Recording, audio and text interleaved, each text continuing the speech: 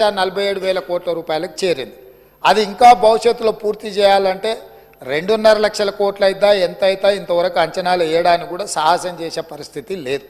సరే, అంచనాలు ఎట్లా పెంచిండ్రు, ప్రాజెక్టు రీడిజైనింగ్ ఎట్లా చేసిండ్రు, సాంకేతిక పరమైన అంశాలేంది, సాంకేతిక నిపుణులు ఇచ్చిన ప్రాజెక్టు డిజైన్ ఏంది, దాని తర్వాత జరిగిన నిర్మాణం ఏంది, నిర్మాణం తర్వాత జరిగిన నిర్వహణ ఏంది, ఇవన్నీ ఒక్కెత్తైతే ఈరోజు మేడిగడ్డ బ్యారేజ్ అనేది కుంగిపోయింది అధ్యక్ష. కుంగిపోయినప్పుడు గతంలో ఉన్న ప్రభుత్వం ఏం చెప్పింది, బ్యారేజ్ కింద ఇసుక కదిలింది, ఇసుక కదిలితే ప్రాజెక్టు కుంగింది అని చెప్పిండ్రు అధ్యక్ష. నేను తమరి ద్వారా అడుగుతున్న అధ్యక్ష, ఇసుకలో పేక మేడలు కట్టిండ్రు అధ్యక్ష. ఇసుక కదిలేటట్ల ప్రాజెక్టు బ్యారేజు కట్టి 1,000 కోట్ల రూపాయలు ఖర్చు పెట్టి ఈరోజు అది కుంగిపోయితే చుట్టూత పోలీసు పహారాలు, వాఘా బార్డర్లో కూడా అంత పోలీసు పహారాలు లేవు. అంటే భారత్ పాకిస్తాన్ సరిహద్దులో వాఘా బార్డర్ ఉంటుంది. అంటే పాకిస్తాన్లోకి వెళ్ళాలి అని అంటే అక్కడ మొత్తం శత్రు దుర్భేద్య విధంగా పహారాలు కాస్తుంటారు పోలీసులు, అక్కడ ఉండే ఆర్మీ. అంతకంటే ఈ మేడిగడ్డ ప్రాంతంలో పిట్ట కూడా ఎగరడానికి వీలు లేకుండా ఆనాటి ప్రభుత్వం ఆ కుంగిన బ్యారేజ్ను ఎవరిని చూడకుండా దాన్ని దాచిపెట్టినరు.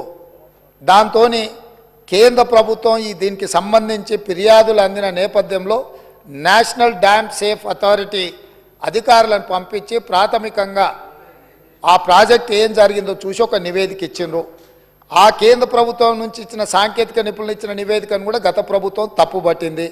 ఆ తర్వాత కాంగ్రెస్ అధికారంలోకి వచ్చిన తర్వాత అక్కడ జరుగుతున్న పరిణామాల నేపథ్యంలో కొంతమంది అధికారులు ఆఫీసుల నుంచి ఫైల్స్ మాయం చేసిందని టీవీలలో పేపర్లలో పెద్ద ఎత్తున వచ్చింది. తక్షణమే ప్రభుత్వం తేరుకొని విజిలెన్స్ అండ్ ఎన్ఫోర్స్మెంట్ అధికారులను మీరు ఆ ఫైళ్ళు మాయమవిన ఏమి మాయమైనాయి, ఎవరు మాయం చేసిండ్రు, అదేవిధంగా మేడిగడ్డ అన్నారం ప్రాజెక్టులలో జరిగిన అవకతవకల మీద మీరు ఒక నివేదిక తయారు చేయండి అని చెప్పి ప్రభుత్వం ఆదేశాలు ఇవ్వడం జరిగింది. సాగునీటి పారుదల శాఖ మంత్రి ఉత్తమ్ కుమార్ రెడ్డి గారు సూచన మేరకు ఈ ఆదేశాలు ఇచ్చినాం. వాళ్ళు పూర్తి స్థాయిలో వీటన్నిటిని పరిశీలించి ప్రాథమికంగా ఒక నివేదిక ఇచ్చారు. అందులో తీసుకున్న నిర్ణయాలు కానీ, లోపభూయిష్టమైన నిర్మాణాలు కానీ, నిర్వహణలో జరిగిన నిర్లక్ష్యానికి సంబంధించిన చాలా విషయాలను వాళ్ళు నివేదిక ఇచ్చిండ్రు. ఆ నివేదిక నేపథ్యంలో ఇప్పటి వరకు చాలామందికి సభ్యులకు కానీ రాష్ట్ర ప్రజలకు కానీ అక్కడ ఏం జరిగిందో ఏమైందో సంపూర్ణమైన సమాచారం లేదు.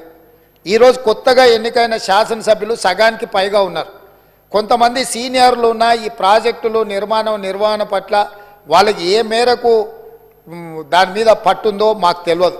అందుకే మేము ఒక మంచి ఆలోచన చేసి ఉప ముఖ్యమంత్రి గారు ఆ మంత్రిని శాసనసభ నియోజకవర్గం నుంచి ఎమ్మెల్యేగా ఎన్నికై ఈరోజు మంత్రిగా IT and industries legislative affairs మినిస్టర్గా ఉన్న దుద్దిల్ల శ్రీధర్ బాబు గారు మనల్ని అందరినీ అక్కడికి రాండి, మీరందరూ చూడండి, అక్కడ ఏం జరిగిందో తెలుసుకోవాల్సిన బాధ్యత ప్రతి శాసనసభ్యుడు శాసనమండలి సభ్యుల మీద ఉన్నది.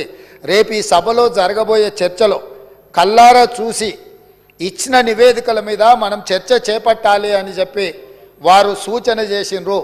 ఈరోజు మంత్రి గారు కూడా నిన్న అంతకంటే ముందు మొన్న ఇదే సభలో మంత్రి గారు కూడా అధికారికంగా లేఖలు రాసిండ్రు. ఇంక్లూడింగ్ ప్రధాన ప్రతిపక్ష నాయకుడు కల్వకుంట్ల చంద్రశేఖరరావు గారికి, అదేవిధంగా భారతీయ జనతా పార్టీకి, ఎంఐఎంకు,